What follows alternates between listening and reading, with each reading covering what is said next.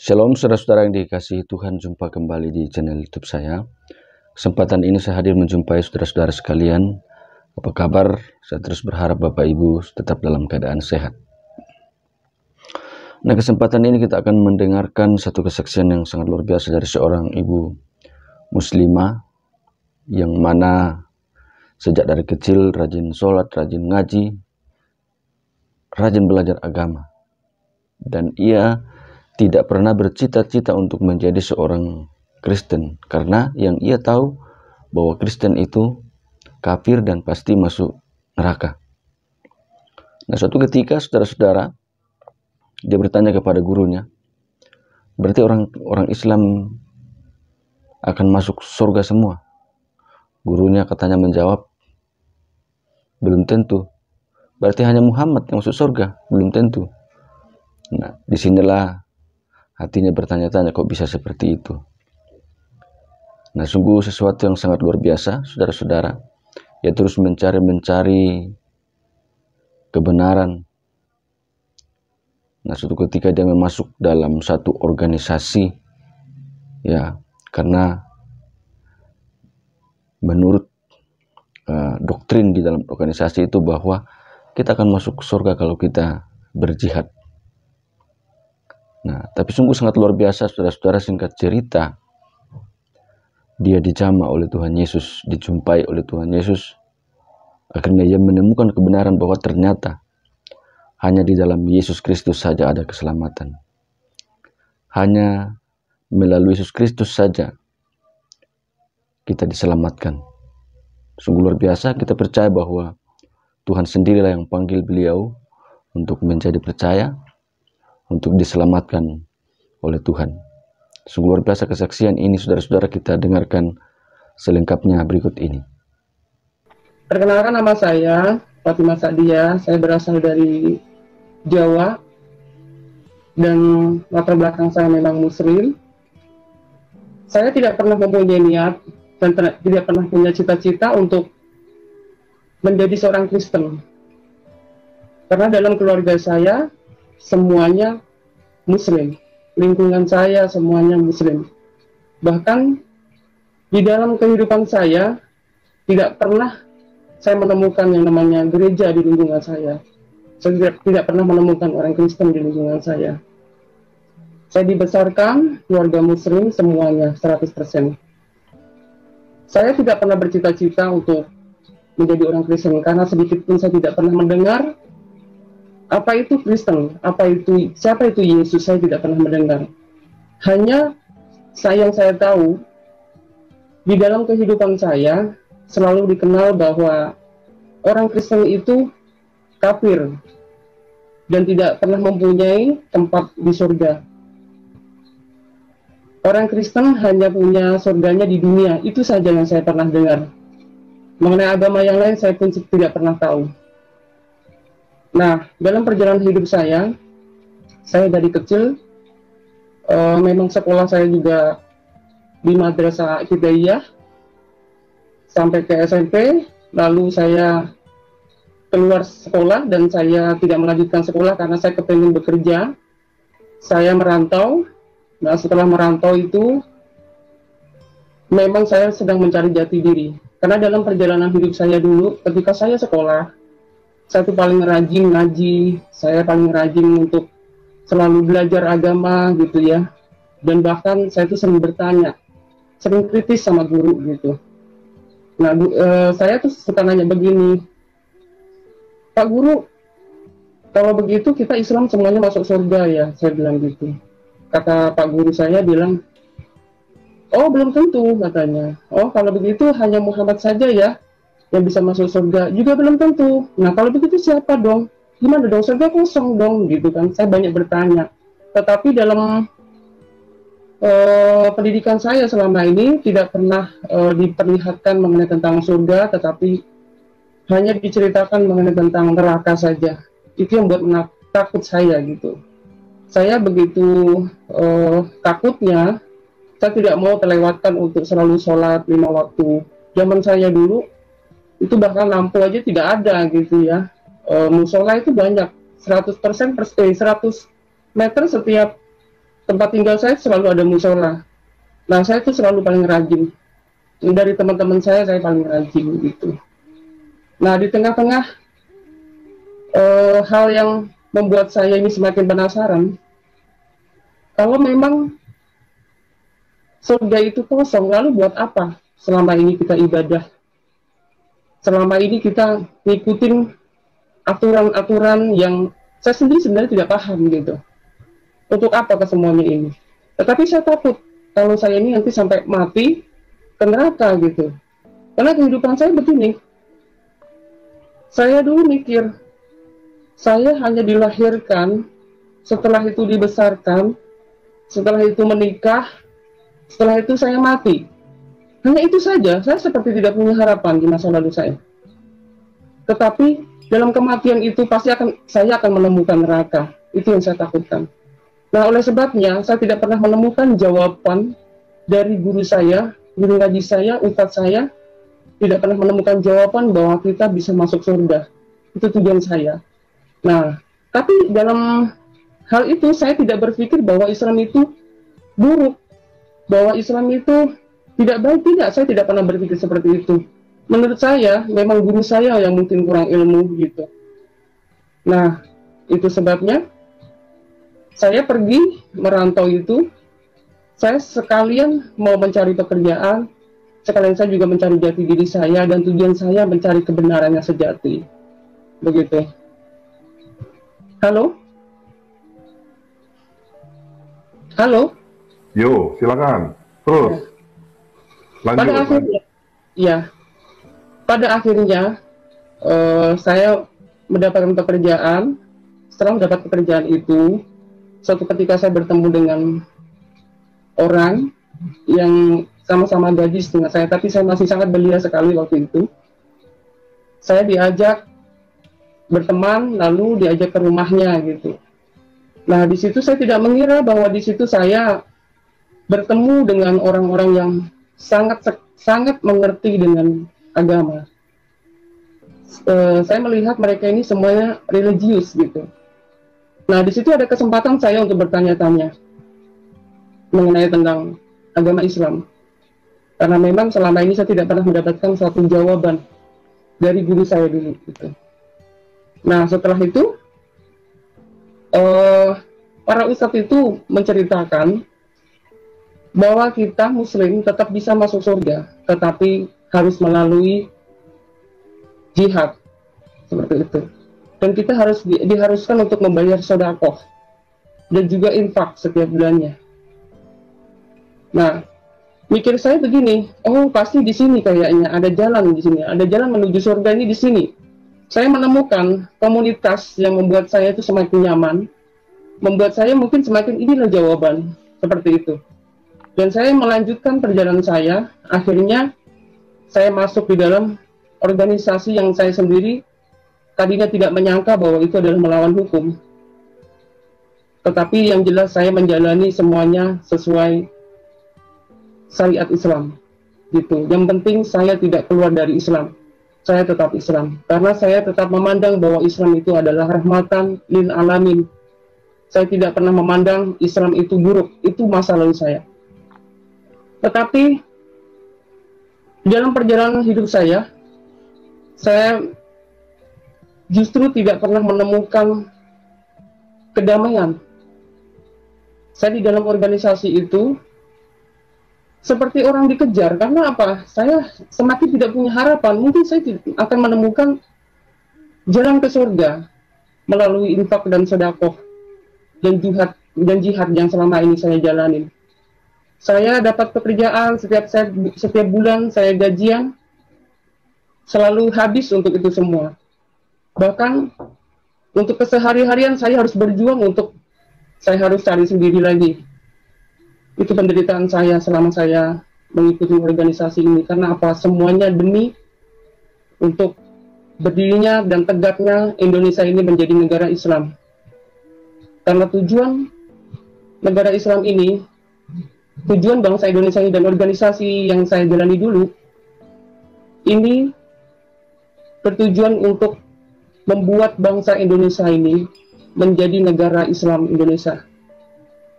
Nah, tetapi sekian lama saya mengikuti perjuangan itu, akhirnya keluarga saya mencari saya dengan bantuan polisi. Mereka mencari saya, dan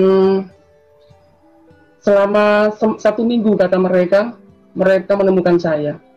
Dan saya ditemukan di tempat organisasi saya itu. Saya diajak pulang, tetapi dari tim organisasi saya bilang, kamu tidak boleh pulang begitu saja. Nah, saya mendapatkan ancaman dari mereka. Mereka bilang, antum mau rencana balik lagi atau tidak? Kalau antum rencana balik, antum akan selamat. Tetapi kalau antum tidak balik, antum akan mati. Seperti itu perkataan mereka. Nah, karena pada waktu itu saya masih tetap berambisi untuk tetap di jalan itu, saya mengatakan saya tetap balik, saya bilang gitu.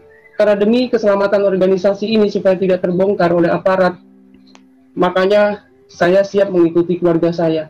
Dengan syarat saya harus kembali lagi. Nah, setelah saya sudah pulang, keluarga saya mencoba untuk menyadarkan saya. Nah, dengan cara mereka untuk saya sadar dan tidak kembali kepada organisasi itu, karena keluarga saya juga tahu mungkin itu sudah dilihatnya melenceng dari ajaran gitu kan, dari ajaran Islam menurut keluarga saya gitu. Nah, setelah itu saya sudah mulai agak sadar, tetapi saya takut dengan ancaman itu. Saya takut sekali. Akhirnya saya pergi dari rumah, dan saya juga tidak bilang sama keluarga saya bahwa saya ini dapat ancaman atau apa. Yang jelas saya yang jelas saya tidak mau. Mereka tahu tempat tinggal saya, dan saya pergi meninggalkan keluarga saya lagi. Karena itu demi keselamatan saya sampai nekat masuk ke yayasan, dan saya pergi minta dijauhkan dari wilayah-wilayah, secara khusus wilayah di daratan Jakarta dan sekitarnya. Akhirnya saya keluar ke seberang untuk mencari aman. Nah, setelahnya saya kembali lagi pulang, tetapi terbesit kembali pemikiran saya untuk mencari kebenaran, karena saya lagi-lagi saya takut yang namanya kematian. Karena mati pasti saya akan ke neraka. Itu selalu berpikir seperti itu. Setelah itu saya memutuskan kembali untuk saya nekat pergi ke Jakarta kembali supaya saya bisa mencari pekerjaan lagi. Tetapi karena saya juga takut, saya sebenarnya gini, saya sangat hobi sekali dengan namanya bela diri dan segala macam gitu ya, untuk hal-hal untuk menjaga saya. Tapi karena waktu itu mengingat sangat tidak memungkinkan saya untuk lama di kampung, saya memutuskan untuk memakai ilmu-ilmu yang mungkin bisa dibilang untuk menjaga diri saya, memakai ilmu-ilmu yang mengebalkan tubuh saya, dan dari situlah saya berani untuk kembali ke tempat di mana dulu saya pernah tersesat. Nah, dari perjalanan dari situlah, singkat katanya,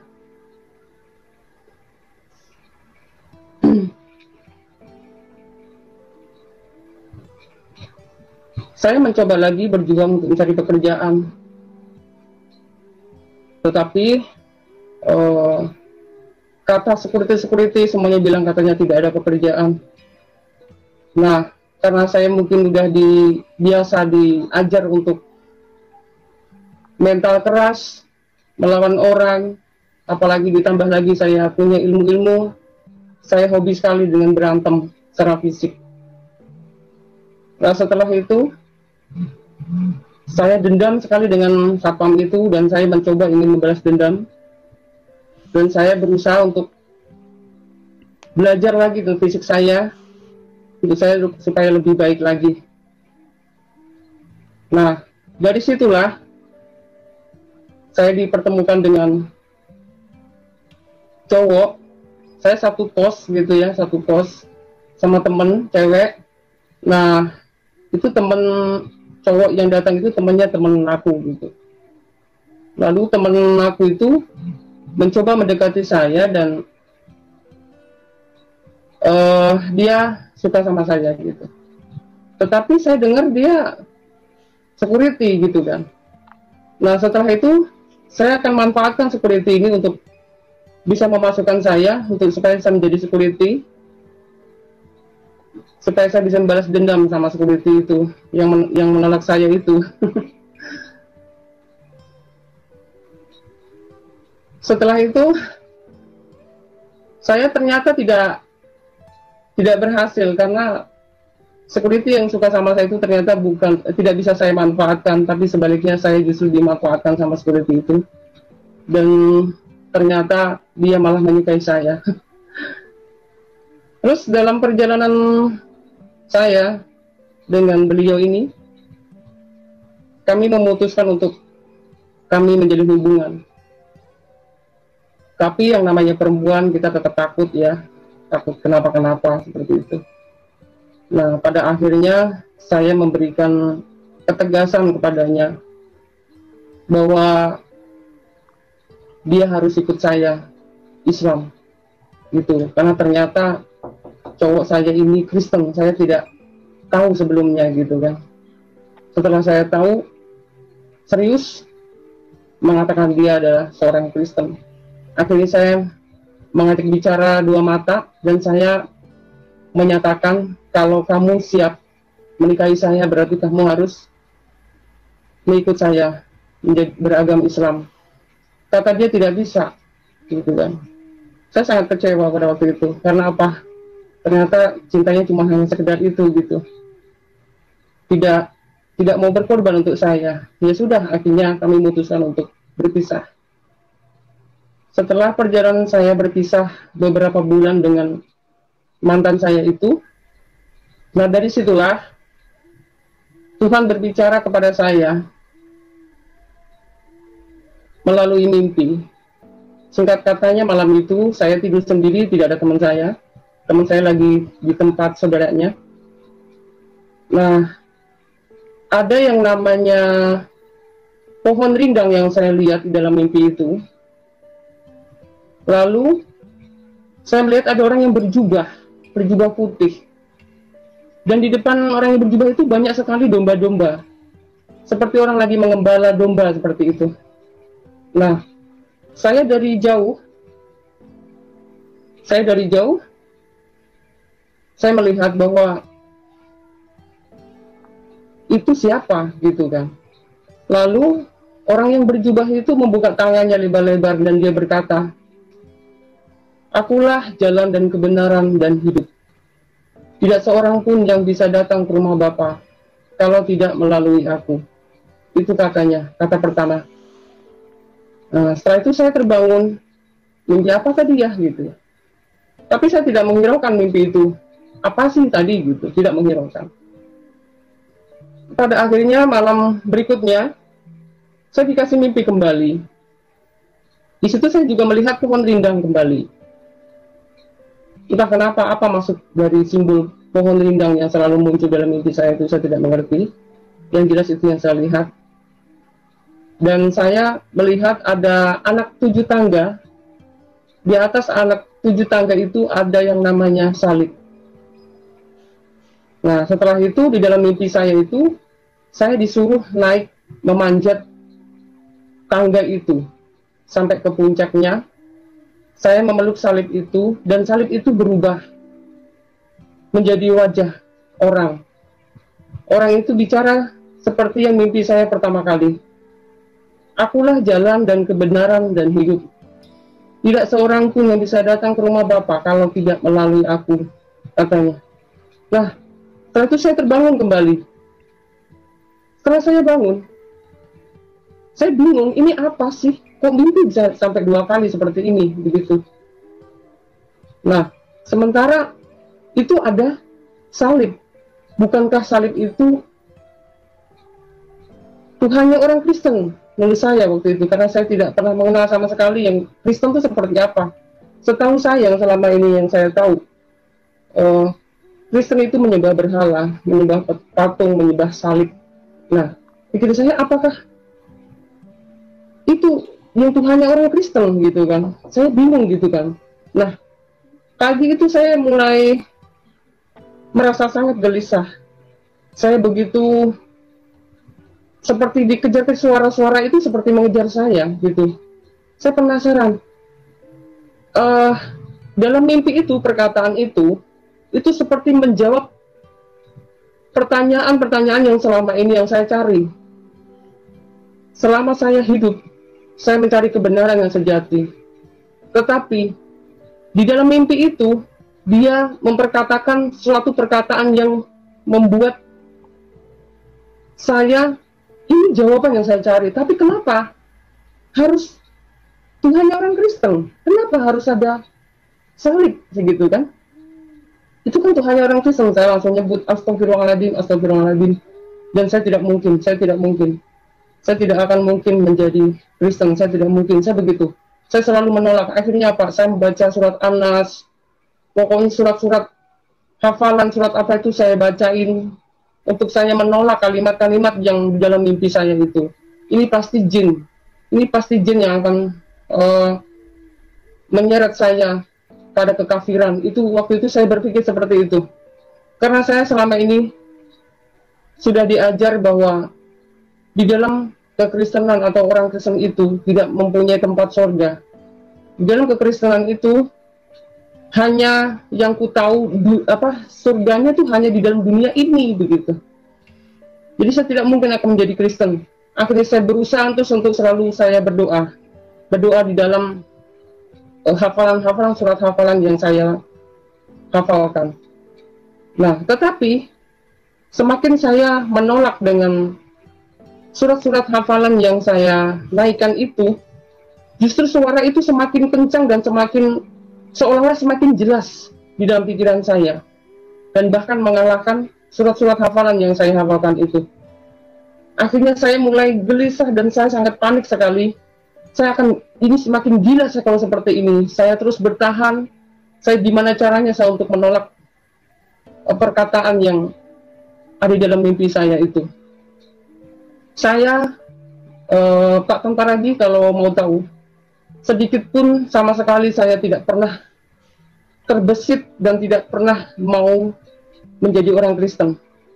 Karena pada zaman saya tidak pernah ada namanya tayangan-tayangan YouTube, atau tidak pernah saya melihat perkataan-perkataan bukunya orang Kristen, saya tidak pernah itu. Nah, akhirnya saya bertahan sampai 3 minggu. Dalam waktu 3 minggu itu bergumul saya, karena begitu hebatnya suara itu yang mungkin membuat saya semakin gelisah dan saya tidak kuat. Pada akhirnya saya ngobrol sama teman saya itu, akhirnya teman saya tanyain. Saya bilang, di sini ada gereja di mana? Saya bilang, oh di sana Kak. Ayo tolong antarkan saya. Saya kepengen tanya sama pendeta orang Kristen itu supaya bisa meramal mimpi saya. Saya udah hampir gila seperti ini gitu kan. Terus akhirnya dia datang, dia nunjukin saya gereja dan sekaligus sama dia gitu. Akhirnya saya mau masuk gereja pun saya gemetar. Karena pikir saya kalau masuk gereja itu berarti sudah mau melangkah ke kekafiran saya ini gitu loh. Karena seumur-umur saya belum pernah namanya menginjak gereja. Jadi pada saat itu saya begitu takut, tapi karena saya juga serba salah ya. Saya dimimpikan itu tuh terlalu saya sangat gelisah. Salah satu begini, gelisahnya bahwa itu mimpi suatu jawaban saya, tapi kenapa harus ada simbol Kristen? Itu yang saya pertanyakan. Nah, setelah itu saya nekat untuk masuk. Dan di situ ada hamba-hamba Tuhan yang langsung menanyain kami berdua. Ada apa? Ada yang kami bantu, katanya. Iya Pak, saya mau minta sama Pak Pendeta supaya meramal mimpi saya gitu. Karena tujuan saya di situ, saya bukan menjadi orang Kristen. Saya datang ke gereja, saya ingin Pak Pendeta itu meramal mimpi saya, karena di dalam mimpi saya yang kedua itu ada tanda salib. Berarti itu kan Tuhannya orang Kristen gitu. Saya tidak pernah mengenal Yesus sama sekali, saya nggak ngerti. Yang setahu saya, Isa yang dituhankan orang Kristen itu bukanlah Isa gitu, bukanlah Yesus gitu. Saya nggak kenal tuh yang namanya Yesus. Tetapi setahu saya Isa yang di dalam Quran saya itu yang dituhankan orang Kristen. Tetapi saya tidak paham itu Tuhan apa bukan. Yang jelas setahu saya Tuhannya orang Kristen itu salib, karena mereka menyembah salib, itu pikir saya. Nah setelah itu hamba Tuhan mempersilahkan masuk untuk saya duduk bersama teman saya tadi. Teman saya juga kebetulan di dalam satu kos itu masih Muslim juga. Nah setelah itu hamba Tuhan itu, Mbak silahkan baca kitab Injil ini, katanya gitu kan. Nah saya bingung dong, sementara kalau saya biasanya baca kitab kan harus wudhu dulu. Kenapa kok orang ini sembarangan saja, saya tiba-tiba suruh baca kitabnya gitu kan. Saya juga tidak mau pegang kitabnya itu. Tapi hamba Tuhan itu memutar kitabnya ke arah saya, dan saya mencoba untuk membuka dan ditunjukkannya melalui jarinya. Itu di Yohanes 14 ayat 6 mengatakan, akulah jalan dan kebenaran dan hidup. Tidak seorang pun yang bisa datang ke rumah Bapa kalau tidak melalui aku. Sungguh luar biasa saudara-saudara kesaksian ibu ini. Semoga dapat memberkati kita, semakin menguatkan kita, semakin memberi kita semangat, supaya kita semakin bertumbuh dalam iman kepada Tuhan Yesus Kristus. Karena kita yang mengikut Kristus adalah orang-orang yang sudah diselamatkan oleh Tuhan. Dan terus kita berdoa supaya semakin banyak jiwa yang dipanggil oleh Tuhan, yang diselamatkan oleh Tuhan. Tuhan Yesus memberkati saudara-saudara sekalian.